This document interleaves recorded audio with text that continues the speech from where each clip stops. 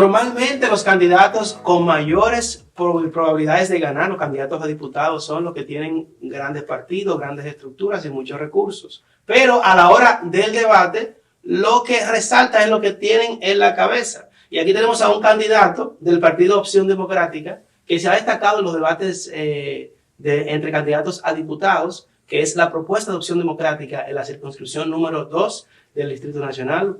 Buenos días, bienvenido al Cafecito. Buenos días, gracias, de verdad, súper honrado y gracias por ese comentario. Sí, Samuel Bonilla, de verdad que es un gusto tenerte en este espacio y queremos conocer un poco qué piensas y qué haces fuera de la política. ¿Cómo te defines? El placer es mío.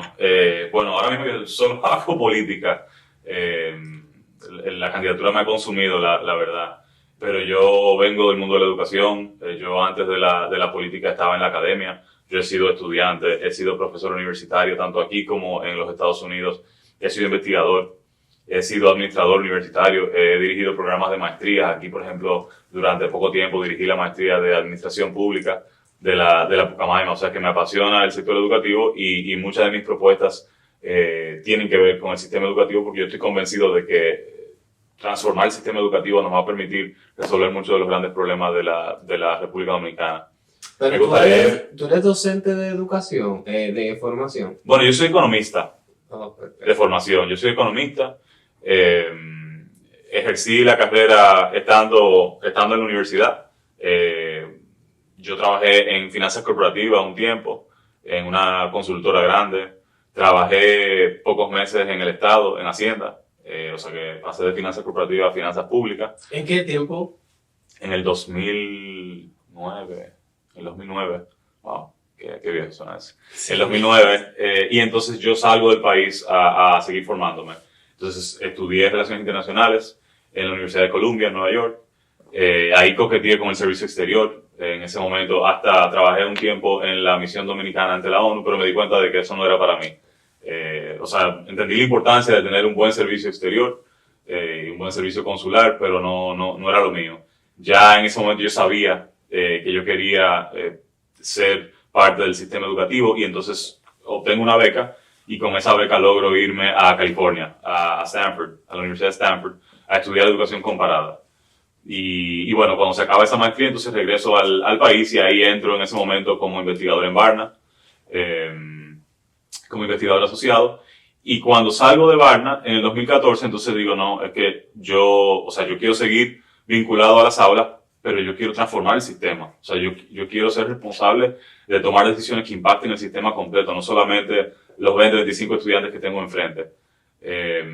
Y ya yo entendía, después de muchos años de estudios, que la política nos condicionaba. O sea, que todas las cosas importantes, las cosas que definen nuestra calidad de vida, educación, transporte, salud, que si tienes un parque donde descansar, que si tienes agua potable, que si somos una sociedad resiliente frente a fenómenos meteorológicos, pasa por las decisiones que toman nuestros liderazgos políticos. O sea que... Pero mira, con ese tema de la educación, que tú lo conoces muy bien, yo quiero aprovechar para preguntarte, ya que tú tienes tanto conocimiento en eso, a la educación se le ha dado el dinero. Ya el problema no es de dinero, pero el asunto no ha funcionado. Y seguimos, según las mediciones, seguimos igual o peor.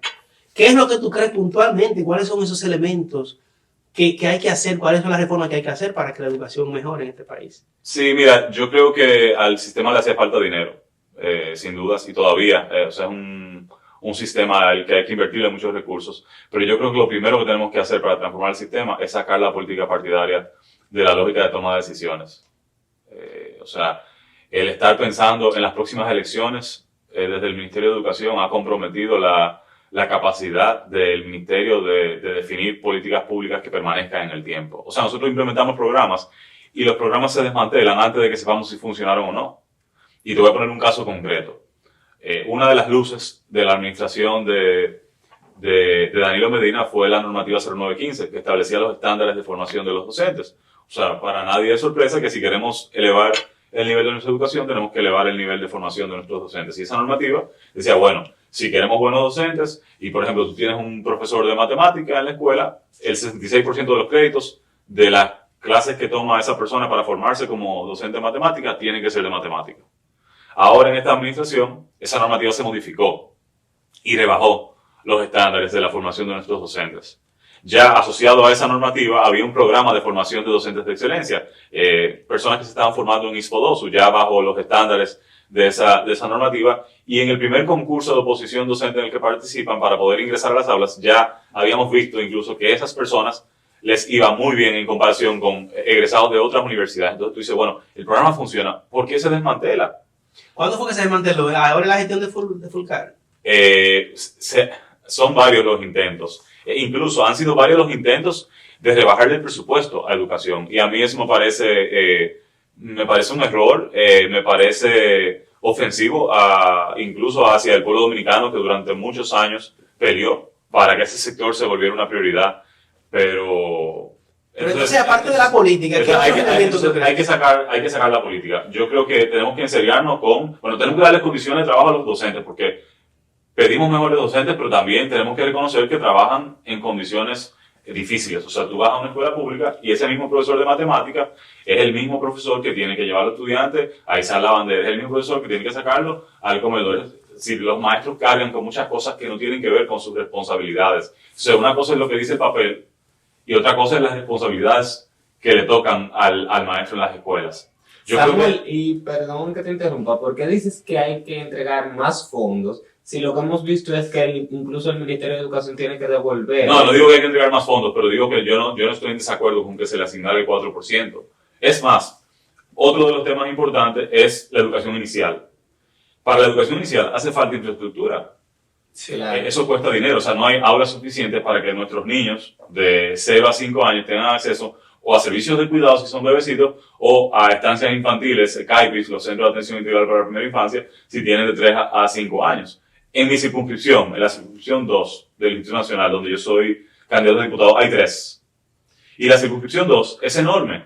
O sea, esa circunscripción va desde al norte de la Kennedy, desde la Máximo Gómez, hasta el 3,5 de la autopista Duarte.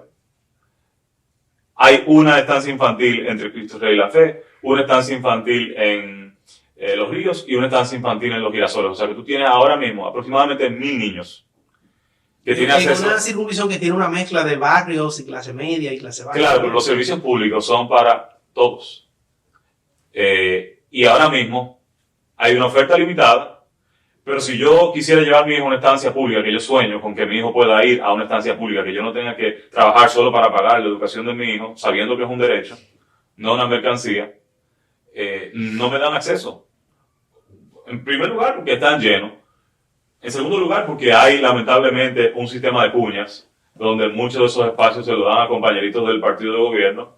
Pero además me ven y el prejuicio ya me elimina de plano. Un tipo blanco, no, y entonces parte de la problemática para mí de muchas de las gestiones de gobierno que ha tenido la República Dominicana es que piensan los servicios públicos para los pobres y los servicios privados para los ricos. Y eso no es así. Y esa visión es muy peligrosa. Es una visión que tiende a privatizar y que tiende a excluir a mucha gente. Yo creo que tenemos que tomar decisiones del Estado y definir políticas públicas que piensen que una persona puede estar bien hoy, pero mañana no necesariamente. Pero además, cuando tú privatizas servicios que son derechos, tú le estás diciendo a la gente, hay un grupo de personas que merece y un grupo de personas que no merecen. Por demás, cuestiono el punto de partida, o sea, la visión que da pie a decisiones de ese tipo, porque cuando tú sales al territorio de la República Dominicana, a mi circunscripción, pero cuando sales fuera del polígono central, tú te encuentras que es una sociedad que sufre muchas precariedades. O sea, en mi circunscripción y en gran parte del país, la gente no tiene acceso a agua potable. Y eso no es solamente los barrios pobres. O sea, tú vas a los barrios más acomodados de la capital, a los barrios más acomodados de Santiago, y la gente compra camiones de agua. Lo que pasa es que la gente no anda diciendo, yo soy de los que compra camiones de agua. Simplemente que hay gente que compra un camión de agua, de repente eso no le descuadra. Yo, por ejemplo, conozco un sector que los vecinos se acostumbraron a comprar agua y tienen muchos años. Y el ACAS no se ha enterado de que hay gente que dura meses sin recibir agua. Y yo digo, tiene años, y así que el ser humano tiene una capacidad de acostumbrarse hasta lo malo. Sí. Entonces, por ejemplo, la primera vez que yo salí al territorio, cuando empecé a recorrer el territorio para la candidatura, me encuentro, voy a una casa, toco la puerta, me reciben. Y yo estoy viendo las condiciones de pobreza en las que viven esas personas. Y entonces le pregunto a la señora y le digo, cuéntame, como, ¿qué te preocupa? Como, vamos a hablar, cuéntame, ¿qué te preocupa? Todo bien. Me dice, todo bien. Y yo le digo, ok, ¿no hay nada que tú crees que pueda hacer mejor? ¿Que se pueda mejorar? Todo bien. Y yo digo, wow, qué raro. Y le pregunto, ¿te llega agua? Sí. ¿Cuántas veces a la semana te llega agua? Una vez. Y yo le digo, ¿a ti te parece bien? Pero antes yo no recibía. Entonces, si tú pasas de 0 a 1, es un aumento de un 100%. Es una victoria. Es una victoria. Incluso, y la respuesta que sigue es, a mí hasta me parece bien eso, que tengamos una vez a la semana, porque eso nos obliga a ser inteligentes en la manera en que utilizamos el agua. Y a tener sistema Entonces, hay gente que dice, eso es la resiliencia del pueblo dominicano, pero para mí es vergonzoso. O sea, yo no creo que sea el tipo de resiliencia al que deberíamos aspirar. Cuando yo te digo que yo quiero que seamos sociedades resilientes, es que vivamos bien, que tengamos capacidades para enfrentar cualquier situación, pero no que la situación negativa sea el estándar. ¿Y cómo haríamos entonces de qué propuestas podemos hacer para atacar esa desigualdad? Claro, entonces una de las, bueno, primero hay que garantizar derechos, o sea, hay que invertir en los servicios públicos, porque a mí me parece injusto que tú dejes de invertir en los servicios públicos y después digas, no funciona, o sea, lo preparaste para que fracasaran. O sea, una de las quejas que yo tengo es que aquí, por ejemplo, no creen en la capacidad del sistema público educativo de transformarse. Y cuando los estudiantes de bachillerato meritorios, los que sacan buenas notas en los liceos, en las escuelas, ¿qué hace el ministerio? Le presenta la oferta de universidades privadas. Y eso es muy peligroso. Y aquí deberíamos estar apostando a la UAS. O sea, este país necesita una universidad pública de vanguardia. O sea, una de las paradojas tristes de la República Dominicana y del mundo es que quienes viven cerca, de muchas partes del mundo, de países pobres sobre todo, es que quienes viven cerca del agua son las personas que menos acceso a agua tienen. O sea, en la circunscripción 2 hay una problemática con las cañadas. Cada vez que llueve es un infierno, porque las cañadas se desbordan. Entonces, ¿qué hacen los gobiernos por lo general? Tratan de encajonar la cañada o la canalizan con una tubería grande. Pero lo hacen por sector. Y lo que están haciendo, en lugar de permitir que el agua corra su camino natural, porque el agua necesita correr, están desviando el flujo del agua. Y al final esa agua termina en las casas, porque están aumentando las probabilidades de erosión de tierra. Están aumentando la escorrentía pluvial, que es el agua que no logra filtrar el suelo. Y el agua va a correr. ¿Y para dónde corre? Para las casas de la gente. Entonces no son esfuerzos planificados. Es como, no, la tubería de los girasoles, la tubería de los 800 de los ríos. Y son así. Pero yo siempre he encontrado eso como una vergüenza, eso de que una cañada, que a veces son cañadas que inicialmente eran manantiales, donde se corre agua sucia y basura, en vez de resolver eso, en vez de limpiar esa agua, eliminar esa contaminación, de tratar esa agua, los gobiernos lo que han hecho históricamente es tapar el problema y que el agua corra por abajo. Bueno, una cañada, por definición, es una depresión. Es una depresión de tierra, que puede tener agua, tú puedes ver hasta peces, si la cañada no está contaminada, o puede ser una depresión con un poco de área verde. Pero la naturaleza no contamina, o sea, el plástico no viene de la naturaleza, somos nosotros. El problema no es la cañada, el problema es el crecimiento de las urbes sin planificación. O sea, yo siempre pongo el ejemplo del cinturón verde. En el 93, por decreto, se definen unas cantidades de áreas verdes, de cuerpos de agua, humedad, como tú bien decías, humedales, arroyos, cañadas, ríos, que entendíamos en ese momento que eran importantes y que había que proteger. Entonces el decreto se crea, se establecen los límites de ese cinturón verde, eran creo que 154 kilómetros cuadrados. Eso en el 1993. Hoy, Altos de Arroyo Hondo, Ciudad Real 2, Isabel Villa, el zoológico, todo está construido dentro del cinturón verde. Es decir, nosotros crecimos a costa de la naturaleza en lugar de promover una relación armoniosa y yo creo que parte de lo que tenemos que hacer, y ahí viene también un poco el rol del Congreso de fiscalizar, es de alertar al gobierno, tratar de decirle al gobierno, es que proteger la naturaleza es protegernos a nosotros mismos. O sea, cuando manejamos la cañada de esa manera, o sea, tirar cemento, cuando dicen sanear la cañada, no le están saneando, porque saneando tiene que ver con la limpieza. Y bueno, y hay un problema de gestión de residuos sólidos. La gente dice, no, es que son mal educados los ciudadanos.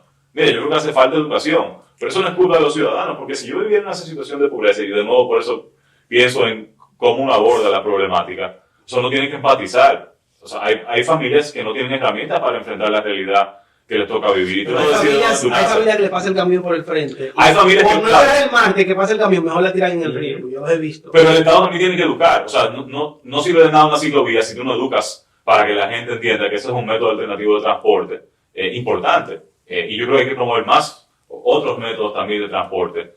O sea, de nuevo, la importancia de lo público, de lo colectivo, mientras buscamos soluciones individuales para problemas que son colectivos, se vuelve súper ineficiente y súper costoso. Y al final, esos problemas nos afectan a todos, porque el problema de la cañada afecta a la gente que vive en los bordes de la cañada, pero ya ha afectado a personas que viven en casas de $500,000. Y las cuencas, los arroyos, los ríos, no dicen de que, ¡ay!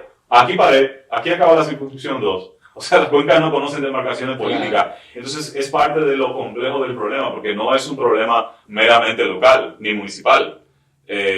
O sea, el Instituto Nacional puede ordenar su cuento y dice, aquí vamos a educar, vamos a recoger la basura, vamos a asegurarnos de que todo el mundo aprenda a gestionar sus desechos sólidos. Pero nosotros colindamos con Santo Domingo Este y con Santo Domingo Norte.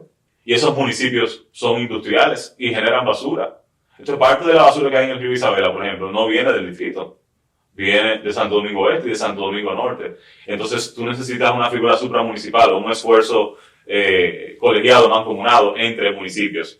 Y yo creo que uno de los errores, una de las cosas que le ha hecho mucho daño a la ciudad, es pensar la ciudad exclusivamente como un tema municipal. Porque la ciudad es la gente. O sea, la ciudad no solamente es recoger la basura, son los hospitales, son las universidades, y yo creo que el Congreso, parte de la responsabilidad que tiene un Congreso responsable, que realmente quiera transformar la calidad de vida de los dominicanos, es instalar temas, es cambiar la narrativa, es decirle a la gente, estos son los temas importantes, y nosotros vamos a empujar para que el presupuesto se centre en esos temas que son importantes. O sea, yo lo digo muchísimo, el futuro de la República Dominicana pasa por las manos de los diputados, porque todos los años en el Congreso se define un presupuesto.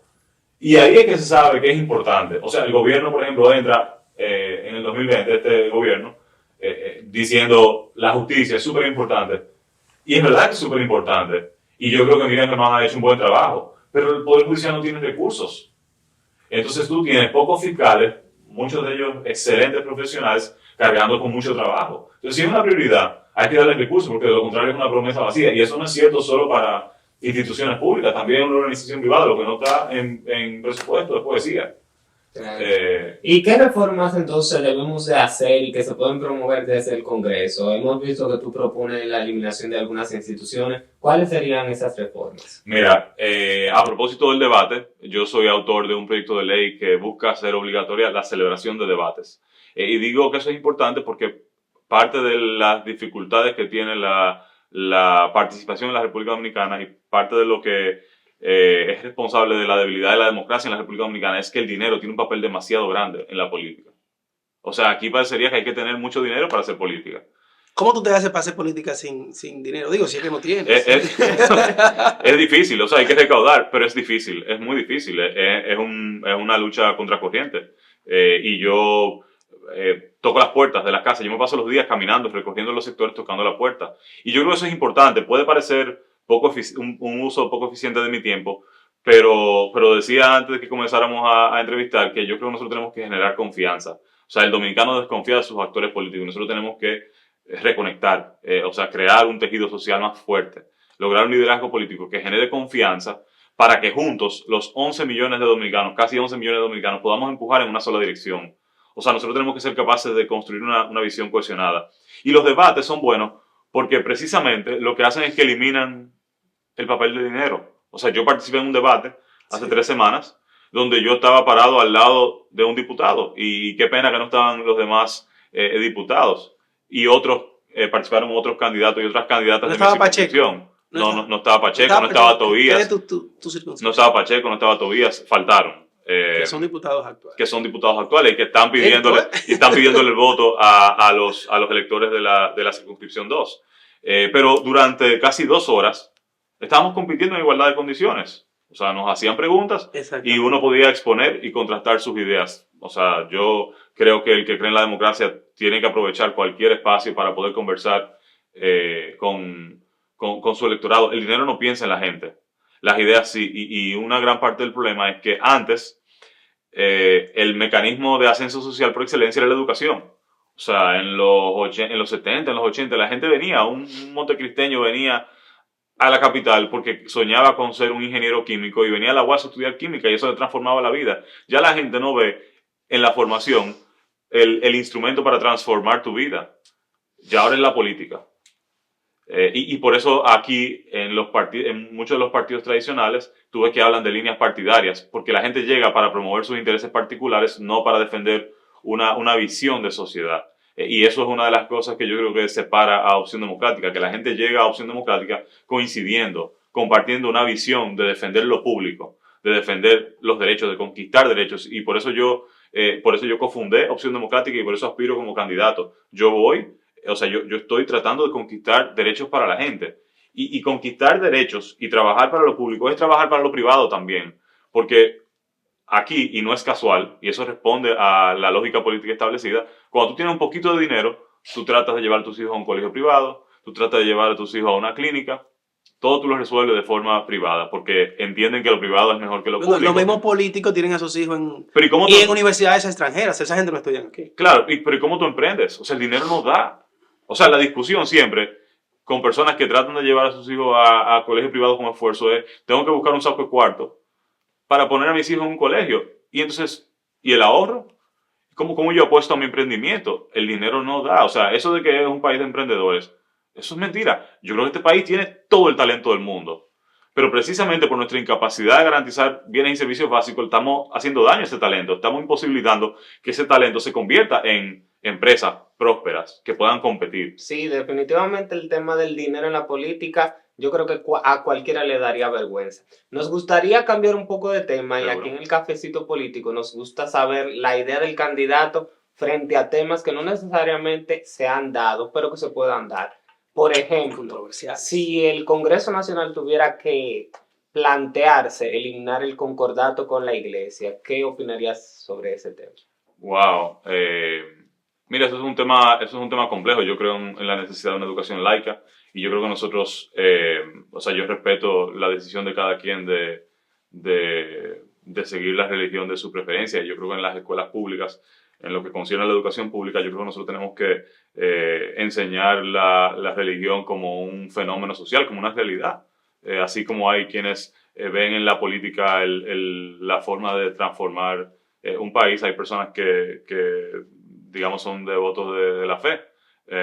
Entonces, bueno, eso es lo que creo. Pero tú sabes que el concordato no es solamente educación, le da una... Es un acuerdo entre Estados. una Es un acuerdo entre el Estado Dominicano y el Vaticano. Yo no tendría problema en eliminarlo. No sé si eso va a pasar. Y es difícil hasta como hablar de casos hipotéticos, pero sí.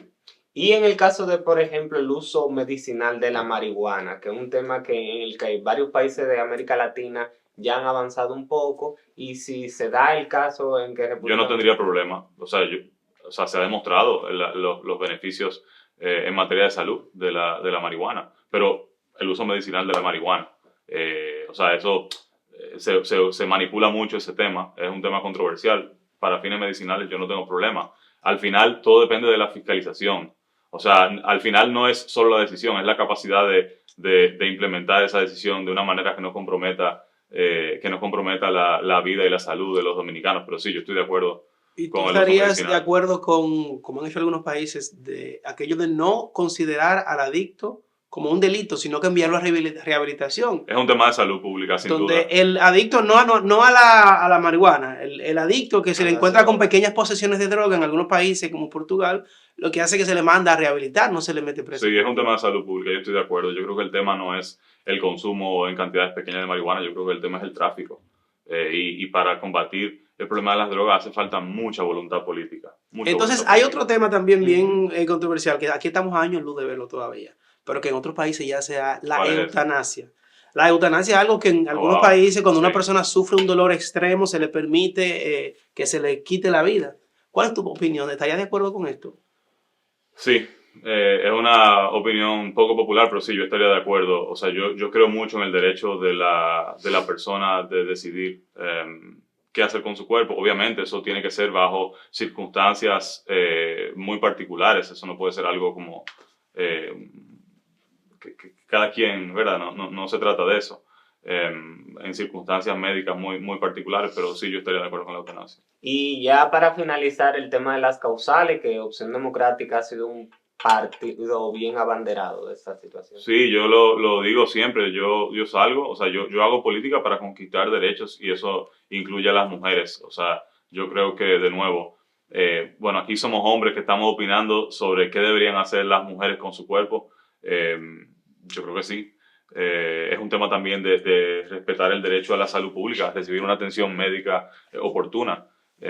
Yo no soy quien para decirle a una mujer qué hacer con su cuerpo en los momentos de mayor vulnerabilidad, pero además, darle la posibilidad de elegir no significa que va a ser una cosa o la otra, que por lo general la narrativa que se busca instalar es que van a decidir interrumpir el embarazo. Ese no siempre va a ser el caso, pero absolutamente yo estaría de acuerdo. Me gustaría un que último tema.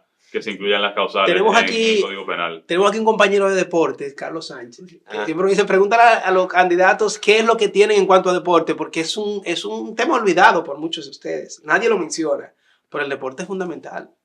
Sí, y yo creo que el deporte, a ver, no es un tema, yo no tengo propuestas concretas, no es mi tema, y parte de la forma en la que funciona la Cámara de Diputados es que se organicen comisiones precisamente para que los diputados y las diputadas puedan especializarse, pero yo creo que es un tema que tiene que apalancarse en el sistema educativo.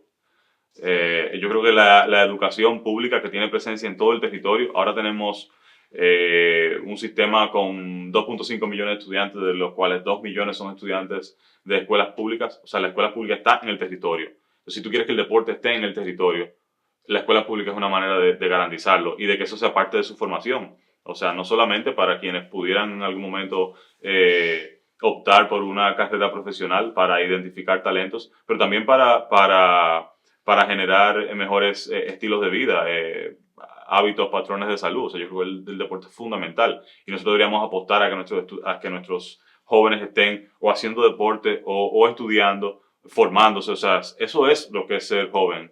Y eso va a reducir niveles de criminalidad, o sea, es menos probable que delincan, que consuman, que entren en adicciones peligrosas. Entonces sí, yo creo que el deporte hay que apoyarlo. Hay muchos temas como el deporte, como la cultura, que nunca han sido prioridades, a pesar de que el liderazgo político habla de los estadios de pelota que queremos, pero yo creo que, de nuevo, lo que no está en presupuesto es poesía, es una promesa vacía. Y si algo sabemos es que este país tiene talento deportivo, atlético y de otros tipos, pero sabemos que este país da para producir atletas de categoría mundial. Porque nosotros, a pesar de que no tenemos recursos, tenemos atletas exhibiéndose en los escenarios más importantes del mundo y saliendo con medallistas y medallistas olímpicos, exacto. Sí. Bueno, Samuel, muchísimas gracias por estar con nosotros y poder darte este momentito para compartir este cafecito con nosotros y con nuestra audiencia. Hasta la próxima en el Cafecito Político.